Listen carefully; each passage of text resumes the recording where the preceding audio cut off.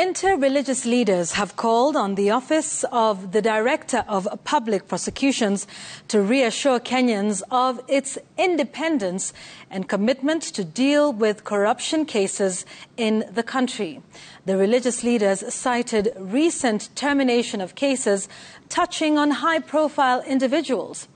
The leaders, drawn from different faiths, were addressing the media after a 3-day conference on national dialogue on the state of the nation at Ufungamano House here in Nairobi. Emily Chebet reports.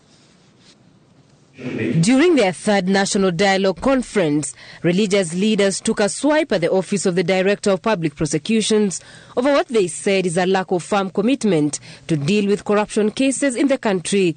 Led by Kenya Conference of Catholic Bishops Chairperson Reverend Martin Kivuva, the leaders called on the DPP to reassure Kenyans of the intention to fight graft. We are concerned that the country has not exhibited firm commitment to deal with corruption, and are shocked by the manner in which the Director of Public Prosecution is dropping cases touching on high-level crimes.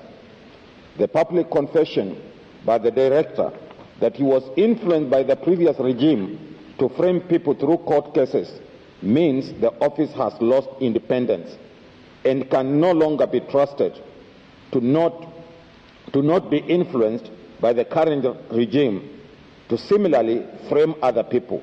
In their statement, the religious leaders asked President William Ruto to constitute a multi-sectoral task force to undertake the objective review of the implementation of the Constitution. This will inform any further recommendation for amendment of the Constitution and legal framework of the nation. The principle of people-driven constitution review processes must be maintained at all times.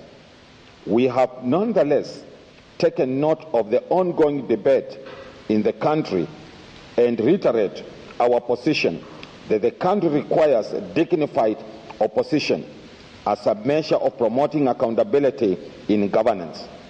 We urge the President to facilitate adequate public participation so that all Kenyans agree on how to attain this measure. The conference brought together Evangelical Alliance of Kenya, Hindu Council of Kenya, Kenya Conference of Catholic Bishops, National Council of Churches of Kenya, National Muslims Leaders Forum, Organization of African Instituted Churches, Seventh-day Adventist Church, Supreme Council of Kenya Muslims, and Shia's Nasheri Jamaat. Poverty and economic reforms. Poverty is a horror that continues to ravage the citizens of Kenya. We call upon the government to identify and implement measures that will empower Kenyans to absorb the economic shock and rising cost of living. Of special need is to focus on the youth who have been excluded from national life. We recommend a consultative process to develop an economic recovery strategy. Emily Chebet, Citizen